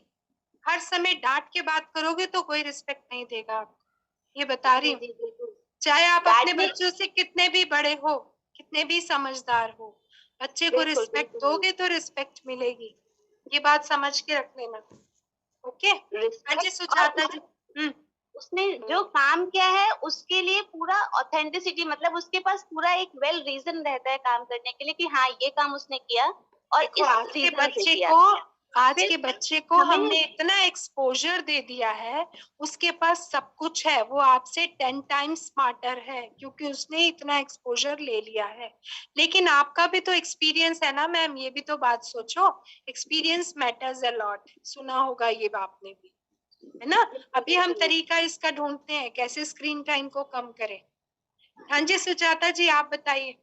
हाँ जी मैम, मैं ज्योति जी की बात को ही थोड़ा आगे करना चाहूंगी। जैसे मेरी बेटी भी अभी 9 years की है, अब उसके कजिन्स वगैरह के पास टैब है और ये ईयरबड्स है, सब आ गए। अभी हमने उनको नहीं दिलाया, तो वो मुझे लॉजिकल एक्सप्लेनेशन देती है कि मम्मा आप नहीं दिला रहे हो तो वो लोग देखो ना, आप वो ये सब सीख रहे हैं, बट मैं तो फिर पीछे रह जाऊंगी, मुझे तो कुछ भी नहीं सीखना आएगा, मैं इनको कैसे यूटिलाइज करूंगी, मेरे को अपने क्लासमेट्स के सामने अजीब लगेगा। या जैसे उसकी क्लासमेट है, उसने अपना एक चैनल बना दिया यूट्यूब का, अब उसने मुझे कई बार बोला तो मैंने उसे समझाया, अभी उसकी वो विश थोड़ी पीछे हो गई है, लेकिन मेरे को समझ नहीं आ रहा मैं उसे कैसे मना करूं कि भाई तुम क्यों यूट्यूब चैनल नहीं बनाओ, क्योंकि वो कह रही है कि वो भी तो बना रहे हैं एंड देन वो मेरे से आगे बढ़ जाएंगे, उन्हें सब कुछ यूज करना आ जाएगा। देखो मैम सबसे अच्छा आंसर है इन सभी क्वेश्चंस का, है ना, स्क्रीन टाइम बढ़ गया ये सबको मालूम है। एक पेरेंट जहां बच्चे को मना करता था कि अभी स्क्रीन टाइम नहीं करना, ये मूवी नहीं देखनी, टीवी नहीं देखना, मोबाइल नहीं टच करना, आज हमारी ये नीड बन गई है। हर बच्चे को ऑनलाइन क्लास लेने के लिए मोबाइल लेना है हाथ में, होमवर्क करने के लिए कंप्यूटर लैपटॉप मोबाइल का यूज करना है। अब यहाँ पर सबसे स्मार्टनेस पेरेंट्स की होनी चाहिए। यहाँ पर आप टाइम लिमिट करो, स्क्रीन टाइम लिमिट करो, लिमिट द स्क्रीन टाइम, ये होना चाहिए। आप 1 घंटे के लिए देखोगे, क्लासेस के बाद सिर्फ 1 घंटे के लिए आपको मिलेगा, उसके बाद नहीं मिलेगा। 1 घंटे में आप चाहे टीवी देखो चाहे मोबाइल यूज करो, इट्स योर चॉइस। ये आपको स्क्रीन टाइम लिमिट करना पड़ेगा मैडम, ये डिमांड है हमारे टाइम की, हमारे वर्क की। और दूसरी बात आपको बताती हूँ, हम लिमिट कर रहे हैं, हम चीजों को सीखने की बात कर रहे हैं। मैं यूट्यूब चैनल नहीं बना रही हूँ, मैं पीछे हूँ। मैं कहती हूँ अगर मेरा बच्चा पीछे है तो भी मुझे अच्छा नहीं लगता, अगर मेरे बच्चे को सारी नॉलेज नहीं है तो भी मेरे को प्रॉब्लम होने लगती है। ठीक है, इसीलिए मैं स्क्रीन टाइम को लिमिट कर रही हूँ। आप करो, लेकिन 1 घंटे में आपको जो करना है, सिर्फ 1 घंटा मिलेगा या 1.5 घंटा मिलेगा या 2 घंटे मिलेंगे, वो आप डिसाइड करो, वो आपको मालूम है कि आपके लिए कितना टाइम ठीक है। और कंसेंट से करोगे, दूसरी बात, सबसे अच्छी बात, कंसेंट से करोगे तो बच्चे को फायदा होगा, नहीं तो वो नहीं सुनेगा आपकी बात, नहीं तो वो आपकी बात बिल्कुल नहीं सुनेगा। एक दिन आप सुबह सो के उठे और आपने आते ही आज एक डिक्लेयर कर दिया कि अब मोबाइल फोन को कोई टच नहीं करेगा, कोई नहीं सुनेगा। उसको बिठाओ बच्ची को अपने पास और उसको बोलो बेटा आई साइट पर भी इफेक्ट आएगा, हमारे को मुश्किल हो जाएगी, क्योंकि अब क्लासेस भी स्क्रीन पर हो रही हैं, सब कुछ ऑनलाइन हो रहा है। तो हम ऐसा करते हैं, हम टाइम डिसाइड करते हैं हम कितनी देर करेंगे, उसकी कंसेंट लो, उसकी कंसेंट को बिठा कर उसकी कंसेंट को इम्पोर्टेंस दो। अगर वो आज 2 घंटे कहती है तो ठीक है, हम 2 घंटे भी मान लेंगे, हम बोलेंगे लेकिन हाँ ठीक है 2 दिन 2 घंटे करो, उसके बाद फिर हम इसका टाइम और रिड्यूस करेंगे, फिर और रिड्यूस करेंगे। वो आप लोग सब इतने समझदार हो, कैसे मोल्ड फोल्ड करना है जानते हो। 1 घंटा रखते हो, बट 1 घंटा आपका अथॉरिटेटिव नहीं होना चाहिए। वो 1 घंटे में आप उसको एक बार भी नहीं बोलोगे बस रख दे 1 घंटा होने वाला है, बस रख दे 1 घंटा होने, नहीं, उसको करने दो। 1 घंटा मीन्स 1 आवर, करने दो उसको, अपना जैसा वो कर रही है धीरे धीरे। और कोशिश करो हम ऐसी एक्टिविटीज को घर पर डिसाइड करें, डिजाइन करें कि हमारा बच्चा खुद इन्वॉल्व होके हमारे साथ काम करे, वो एक्टिविटी करे। घर पर कोई भी माइंडफुलनेस एक्टिविटी, आप क्रिएटिव कोई भी एक्टिविटी उससे करा सकते हो। जब वो करेगी या करेगा तो उस टाइम पर बच्चा, आप कोई गेम ही खेल सकते हो, आओ आज हम लूडो खेलते हैं, हम कैरम बोर्ड खेलते हैं, हम और कोई काम करते हैं, या मैंने वास आज बनाया, वास को डेकोरेट करते हैं। ये आपकी चॉइस है, कहाँ बच्चे को आप किस तरीके से बिजी करते हो। नहीं तो सारा दिन टीवी देखेगा, सारा दिन मोबाइल में। आज बच्चा कौन है, आप ही देख लो, यूट्यूब एक बार स्टार्ट करके, इंस्टाग्राम एक बार स्टार्ट करके, सारा दिन उसमें निकाल सकते हैं हम इजीली, कोई दिक्कत नहीं होगी, क्योंकि इतना कुछ है। आ रही है ना बात समझ में? तो सबसे पहले जहां हमने, अब इस पे आ जाते हैं प्रिंसिपल्स पर और स्टेप्स पर, सॉरी। तो जहां हमने प्रॉब्लम आइडेंटिफिकेशन, हाँ, प्रॉब्लम आइडेंटिफाई किया, वहीं प्रॉब्लम आइडेंटिफाई के साथ साथ हम लोग 1 मिनट देना पड़ेगा। तो प्रॉब्लम आइडेंटिफाई तब तक नहीं होगी जब तक कि हमारा उसके साथ रिलेशन बिल्डअप नहीं होगा। रिलेशन बिल्ड हो गया, वो अपनी प्रॉब्लम इजीली आपके साथ डिस्कस करेगा, और तब आप उसकी प्रॉब्लम को आइडेंटिफाई कर सकते हो और उसी से ही रिजल्ट भी ले सकते हो। एक्सप्लोर कर, उसको एक्सप्लोर करने के लिए भी कह सकते हो, आप क्या चाहते हो, आपकी क्या नीड है, आप क्या चाह रहे हो, सॉल्यूशन आप मुझे बताओ, है ना। उससे भी पूछ सकते हो वो क्या चाहता है। बहुत सारी प्रॉब्लम्स। अच्छा, एक और एग्जांपल लेती हूँ। आज फर्स्ट डे, अगर हम एग्जांपल्स के थ्रू समझ लेंगे ना, शायद आगे इतनी दिक्कत नहीं होगी। एक और एग्जांपल बताती हूँ, आपके पास इतने सारे लोग आएंगे, बच्चे स्कूल में, मैम पढ़ने को मन नहीं कर रहा, 15 दिन रह गए एग्जाम्स के लिए, कैसे करें। तो मैं सब काउंसलर्स को रिक्वेस्ट करती हूँ, हमेशा ही सजेस्ट करती हूँ कि उनको शेड्यूल बना के दो। कितने चैप्टर्स आ रहे हैं, शेड्यूल बनाओ, रोज कितना करोगे वो शेड्यूल बनाओ, जो कवर हो गया उसको शेड्यूल को कलर करते चले जाओ। कलर मीन्स हाईलाइट से हाईलाइट करते चले जाओ, हाईलाइट कि हाँ मेरा ये कोर्स हो गया, ये रह गया, क्लियर। तो इससे क्या होगा, जब वो खुद एक्सप्लोर करेंगे, खुद बनाएंगे, खुद सब कुछ करेंगे, तो उनके लिए बहुत इजी हो जाएगा चीजों को, प्रॉब्लम को सॉल्यूशन ढूंढना। आपके लिए भी इजी, आप भी पता कर सकते हो कहाँ मुझे मॉडिफिकेशन की अभी जरूरत है, कहाँ रेक्टिफिकेशन की जरूरत है, कहाँ नहीं हो रहा। आप प्रॉब्लम पता चल गई तो प्लानिंग करेंगे हम किसके लिए? प्रॉब्लम सॉल्विंग के लिए। जो मेरी प्रॉब्लम है उस प्रॉब्लम को मैं कैसे दूर कर सकती हूँ। अच्छा, एक और प्रॉब्लम बताती हूँ। एक बच्चा बहुत ज्यादा थूक फेंकता है, स्पिटिंग, या बच्चा मुंह में थम सकिंग करता है। दोनों प्रॉब्लम्स बहुत सिंपल। बच्चा पेंसिल बाइट करता है, बच्चा मिट्टी खाता है। मम्मी क्या करती है? अगर वो थम सकिंग करता है तो उसके हाथ पे कुछ लगा देती है। देखा है आप लोगों ने? Yes ma'am.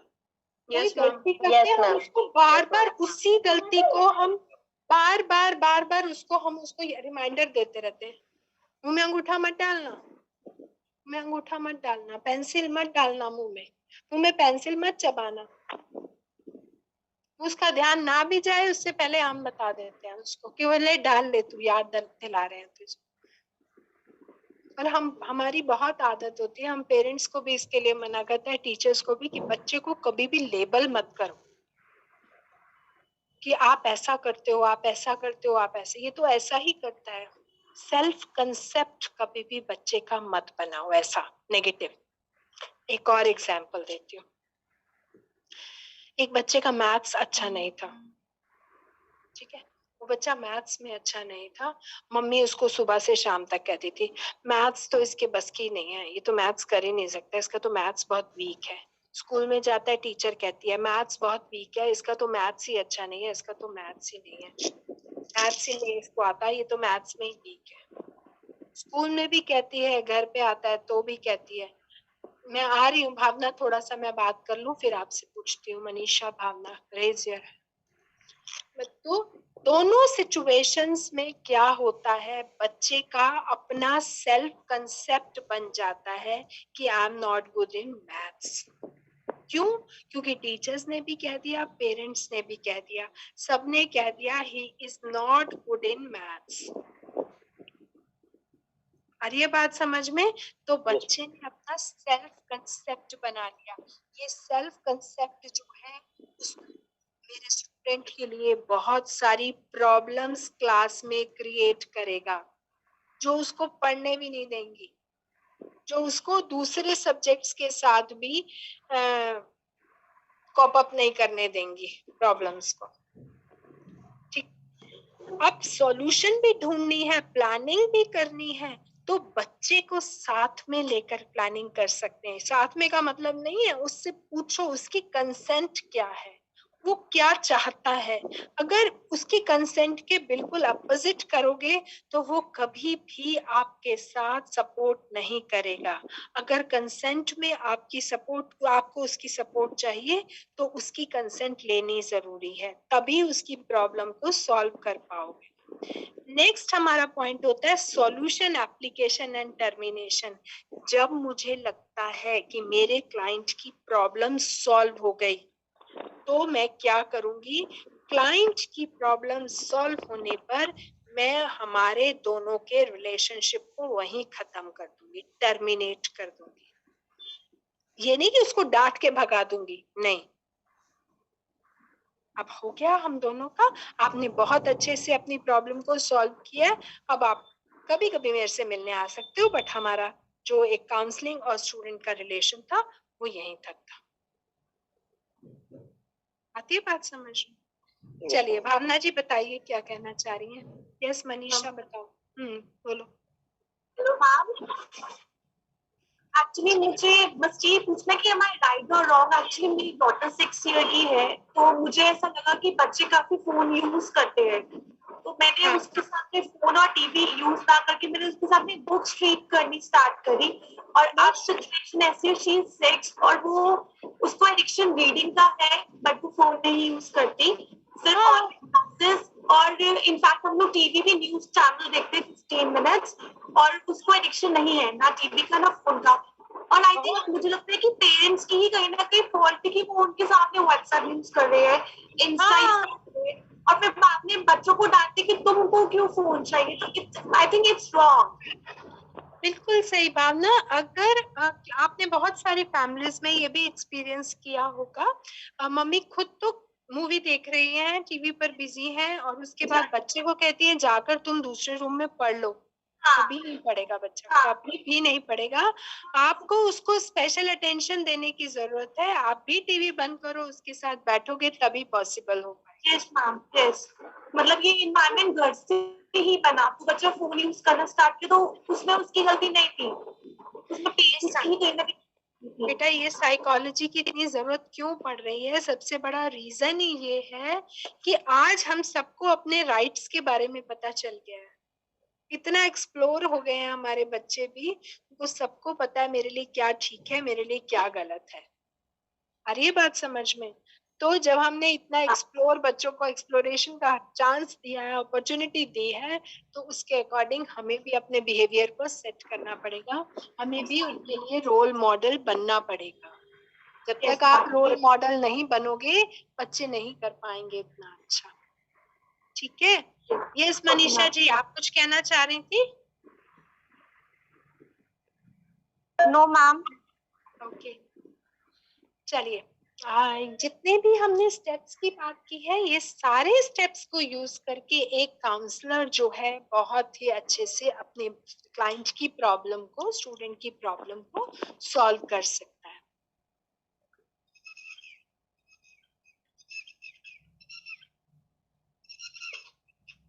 अच्छा, काउंसलिंग चाहिए कब कब होती है बच्चे को?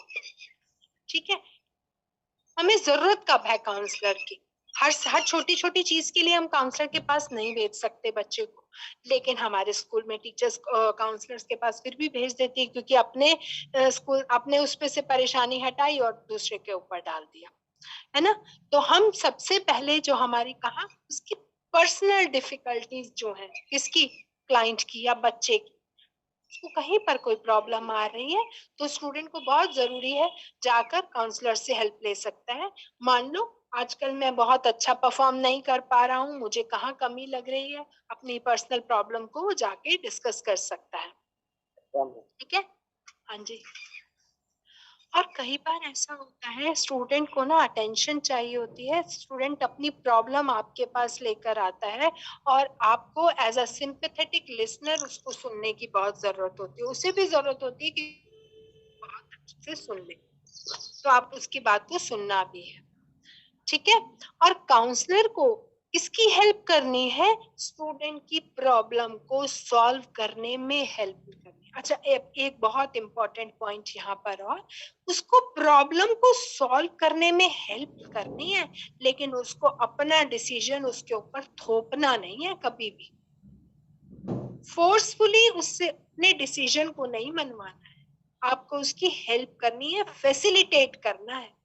अगर आप फोर्सफुली अपना डिसीजन उसको दे दोगे तो कल को कोई गलती भी होती है, बोलेगा मैंने तो नहीं करना था, ये तो मुझे मैम ने या सर ने बोला, काउंसलर मैम ने या काउंसलर सर ने बोला तो मैंने किया। नहीं, हम कभी भी फोर्सफुली अपना डिसीजन उसके साथ शेयर नहीं करते हैं, उसकी कंसेंट लेते हैं और उसकी कंसेंट के साथ ही हम उसको बोलते हैं आप दो चॉइस है, आप ऐसा कर लो, ऐसा कर लो, ऐसा आपको पता आप क्या करने में कंफर्टेबल हो, उसको चूज करने देंगे, उसको आइडेंटिफाई करने देंगे कि वो किस चीज में ज्यादा कंफर्टेबल है। आ रही बात समझ में? हम अपना डिसीजन जबरदस्ती उनको नहीं देंगे।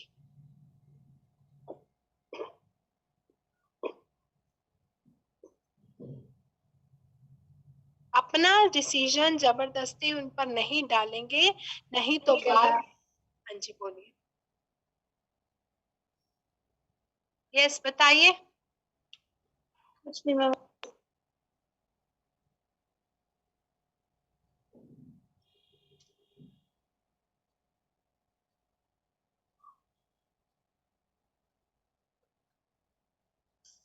कोई बोल रहा है कुछ?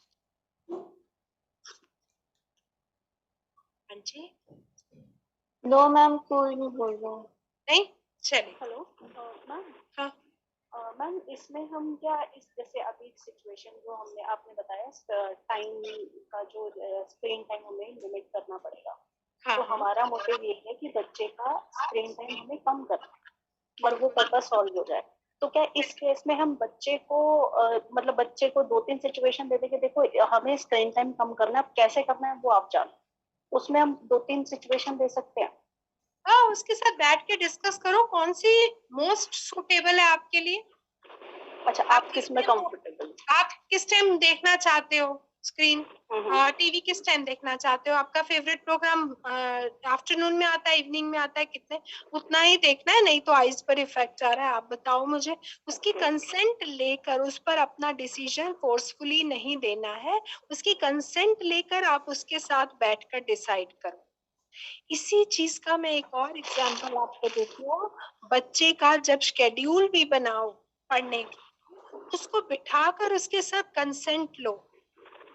आपके लिए 4 चैप्टर्स हैं, इन 4 चैप्टर्स में से आप सबसे पहला कौन सा करोगे, कौन, और हमेशा सजेस्ट करो बच्चे को कि सबसे डिफिकल्ट चैप्टर सबसे पहले करो। ये ऐसे नहीं आएगा, ये चल पड़ेगा जी म्यूट आओ तो चल के हो रहा है। हां पे भी ये चप्पल पहन ले।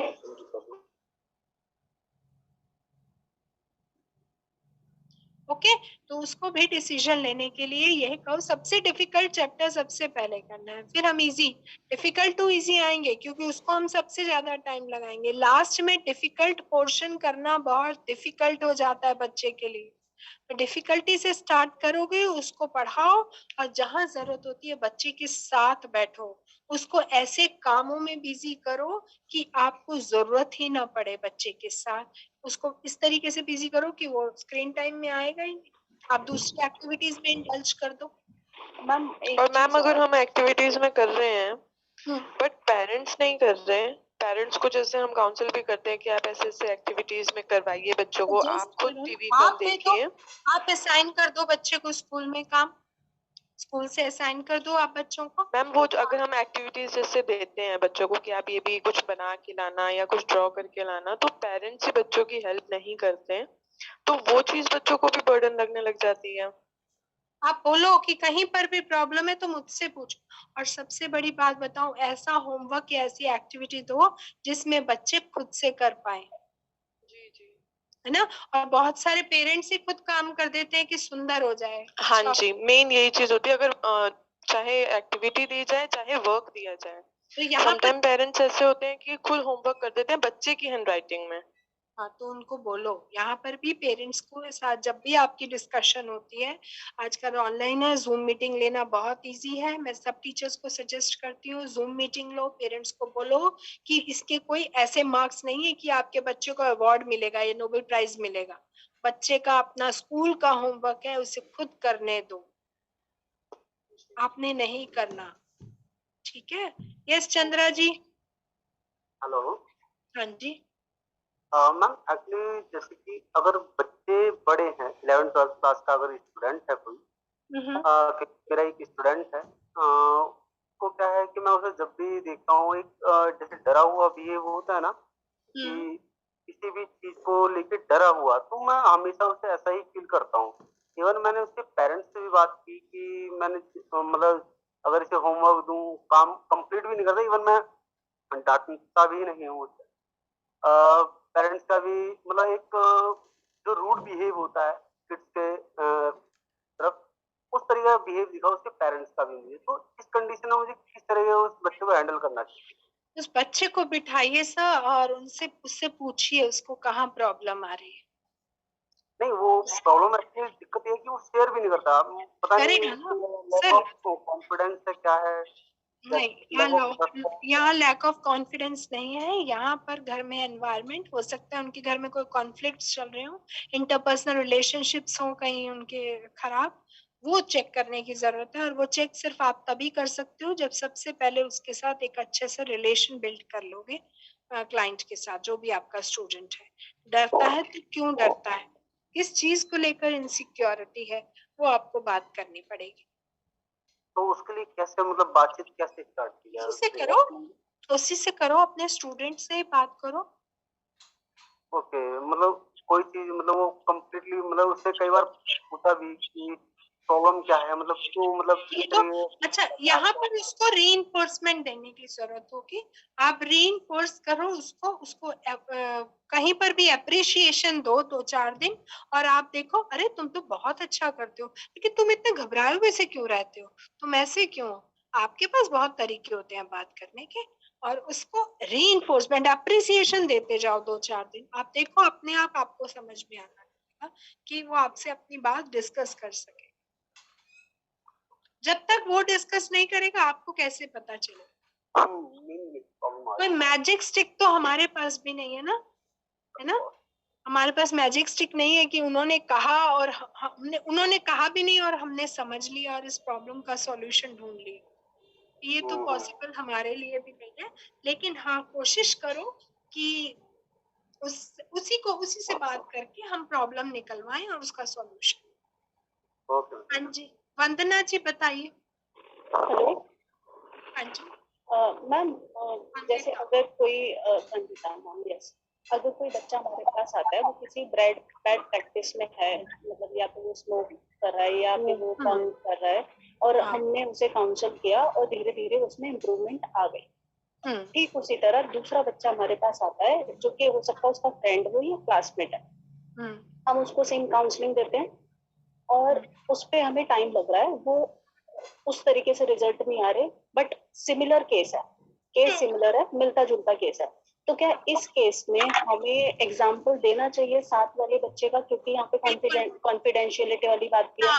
बिल्कुल भी नहीं, तो हमें वो कॉन्फिडेंशियलिटी भी ब्रेक नहीं करनी है। कॉन्फिडेंशियलिटी ब्रेक करी तो नेक्स्ट टाइम से कोई बच्चा आपके पास नहीं आएगा। हाँ, तो क्या मतलब, लेकिन मुझे मतलब इनसाइट मेरा ये कहता है कि शायद अगर मैं उसके फ्रेंड की ये बात उसे अगर मोटिवेशनल, आप उसका फ्रेंड नहीं बोलो, आप उसको बोलो एक बच्चा और आता था मेरे पास, मतलब सिमिलर सिचुएशन हमारे पास ऑलरेडी थी और उसने ऐसे ऐसे करके रिजल्ट आया, इस तरीके से बोल सकते हो।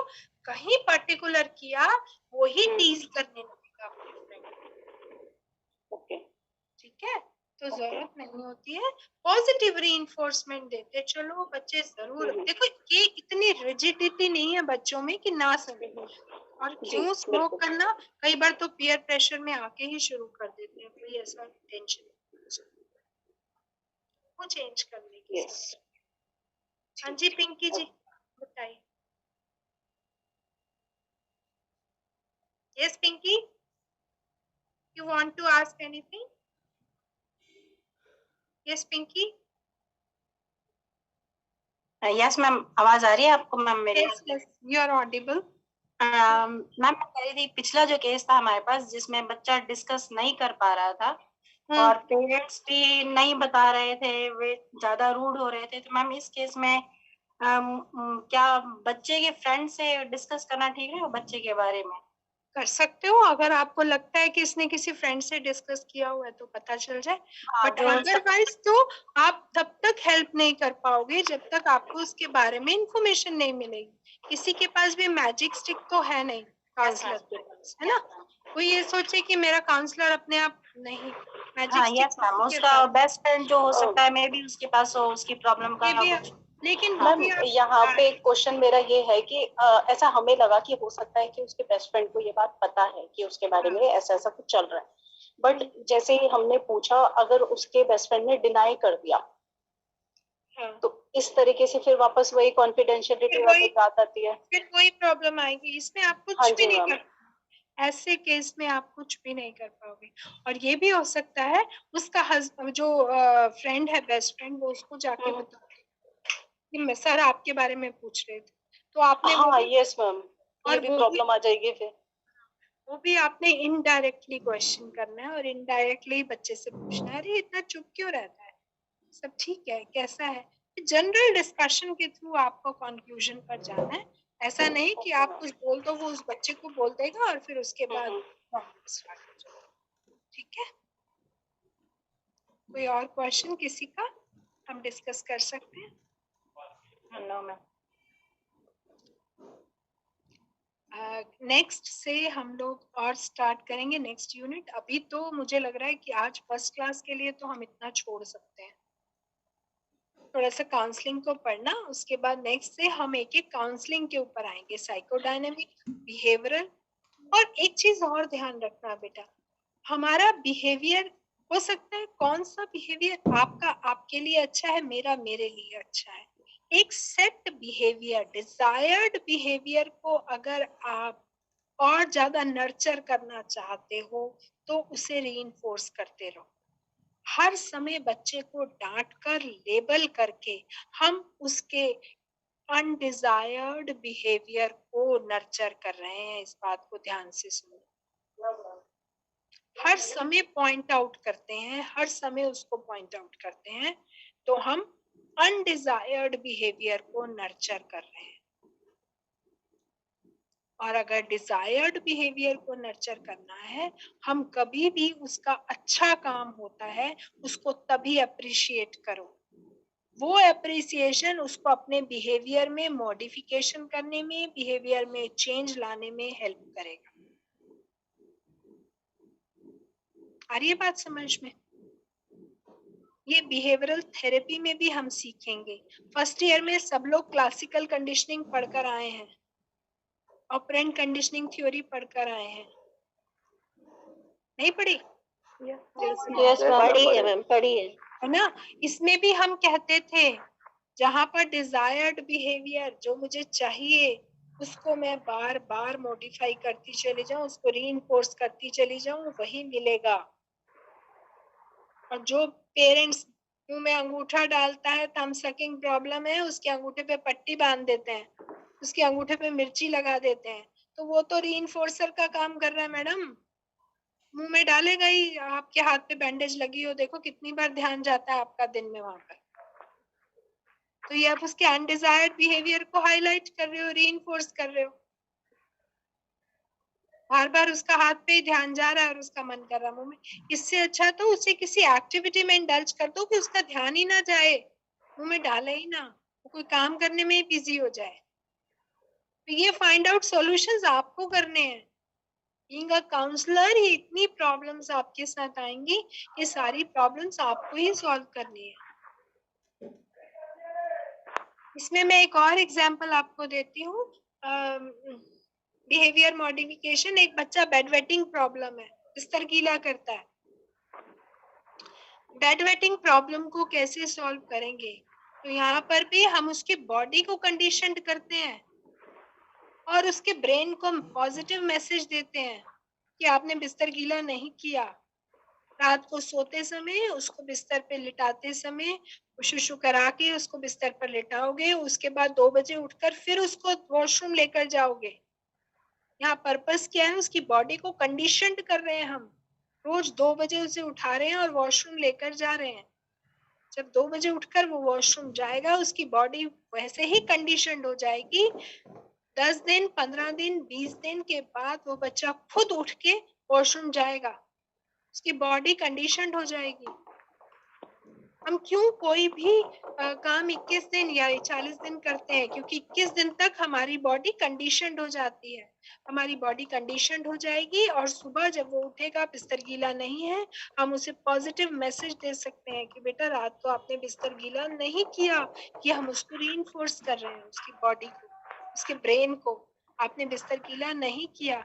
इस पॉजिटिव मैसेज के साथ वो बच्चा आगे बढ़ता जाएगा और 3 महीने के इस प्रोसेस के बाद आप देखोगे उस बच्चे ने बिस्तर गीला बंद कर दिया करना।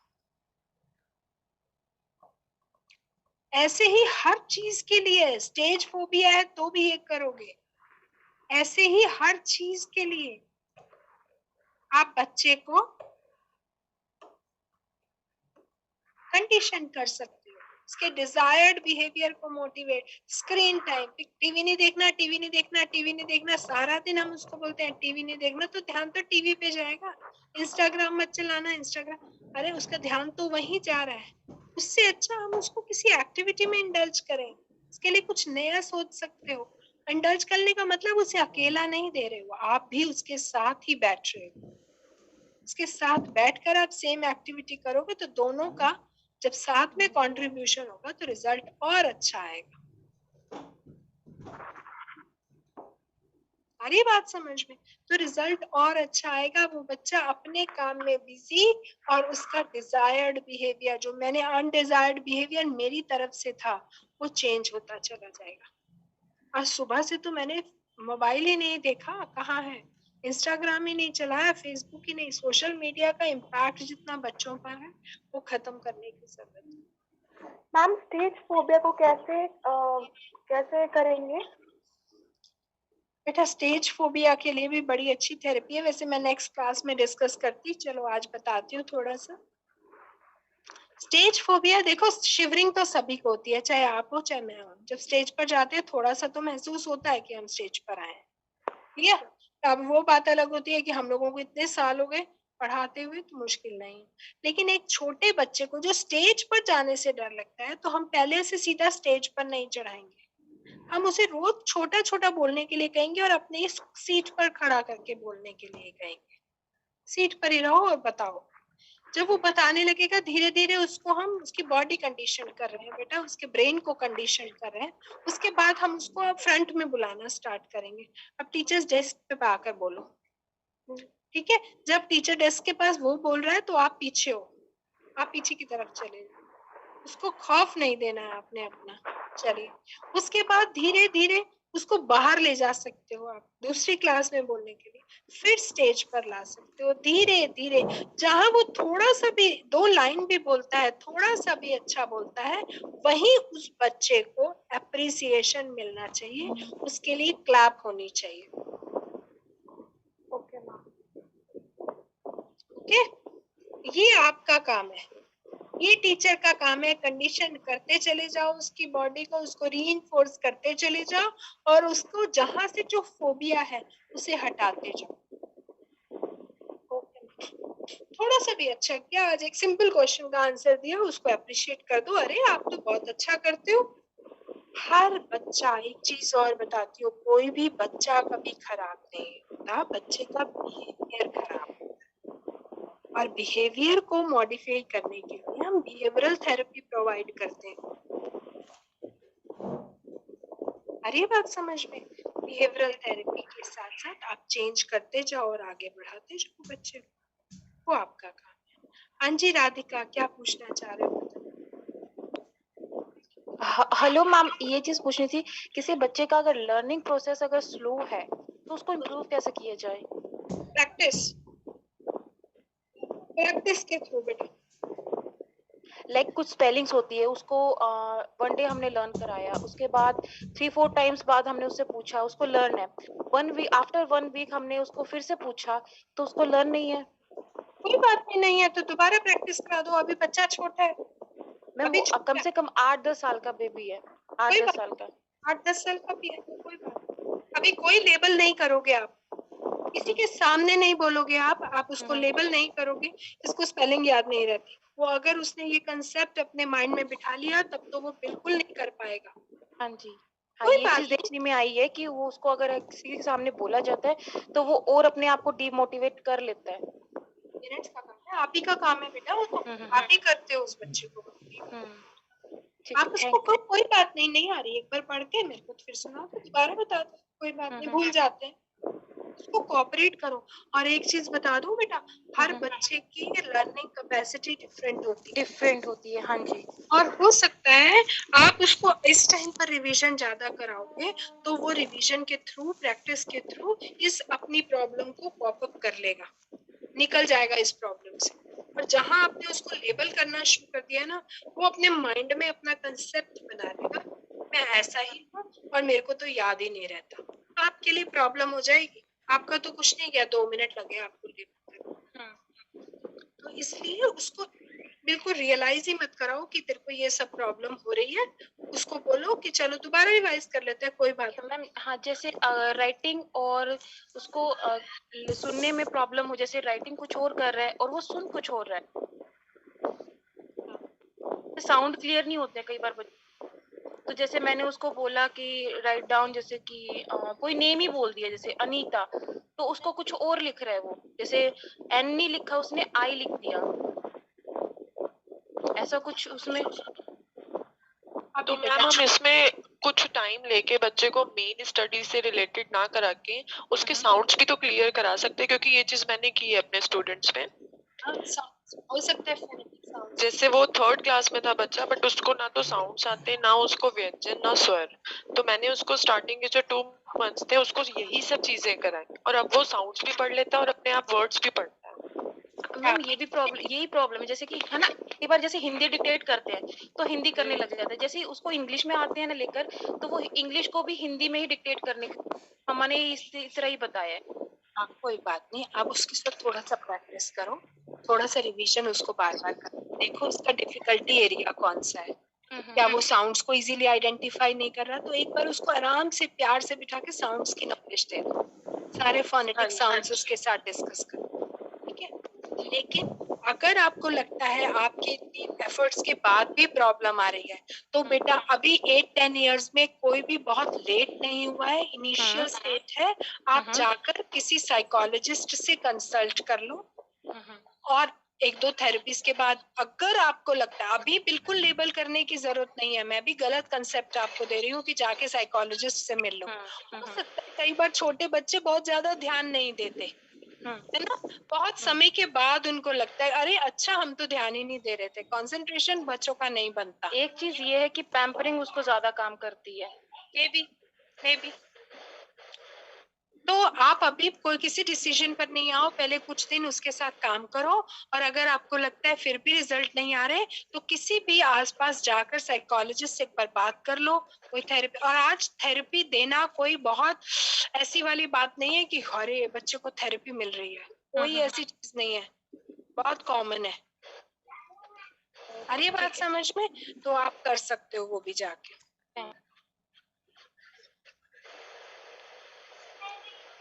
लेकिन लेबल तब तक नहीं करना जब तक कि आपको नहीं लगता कि कोई प्रॉब्लम बहुत सीवियर है, सीरियस प्रॉब्लम है।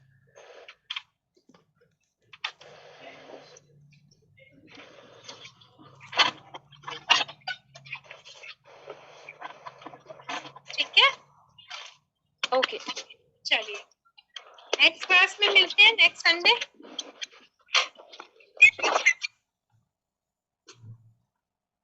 Thank you, ma'am. Thank you, ma'am. Thank you, ma'am. Thank you, ma'am. Okay, thank you, ma'am. ये वो अगर आपको ऐसा लग रहा है कोई प्रॉब्लम है, तो मैं आपको सजेस्ट करूंगी कि आप एक बार जाकर साइकोलॉजिस्ट से बात कर लो, ठीक है? Okay ma'am. कोई इसमें डरने की बात नहीं होती है कि हाँ हमें साइकोलॉजिस्ट से बात करना है, कोई बहुत बड़ी कमी। अगर वो 1-2 थेरेपीज की अभी इनिशियल स्टेज पर जितनी जल्दी जाओगे, अर्ली इंटरवेंशन हमेशा हेल्प करती है बच्चे को, ठीक है? अर्ली इंटरवेंशन जितनी जल्दी आप किसी थेरेपिस्ट के पास या साइकोलॉजिस्ट के पास जाओगे, वो उसको ट्रीटमेंट स्टार्ट कर देंगे और बच्चा जल्दी पिकअप कर लेगा जो भी प्रॉब्लम है। Okay ma'am. आइडेंटिफाई होगा उतने ही उसके लर्निंग के चांसेस भी इंक्रीज होंगे।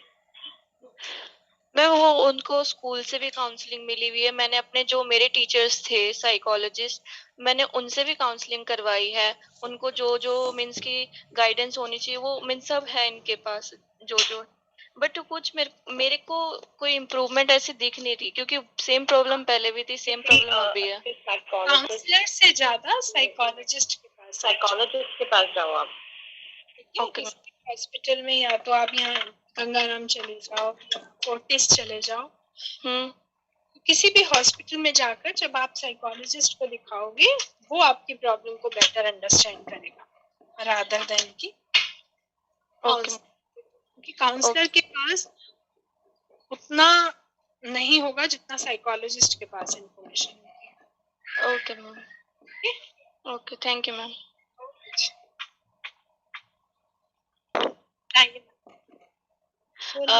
यस मैम, जैसे कि आपने पहले एक मैथ्स में वीक बच्चे का एग्जांपल दिया था, तो अगर मैं उस एग्जांपल में अपने आप को फिट करती हूँ, क्योंकि my maths is not so good, तो इसमें उस एग्जांपल में मैम आपने बताया कि बच्चे को लेबलिंग किया गया, बट अगर मैं यहाँ अपना एग्जांपल लेती हूँ, मुझे किसी ने कभी कोई लेबल नहीं किया, ना मेरे टीचर्स ने, पेरेंट्स ने, ट्यूशन टीचर, किसी ने नहीं, पर मैंने सेल्फ रियलाइजेशन किया कि yes my maths is not so good.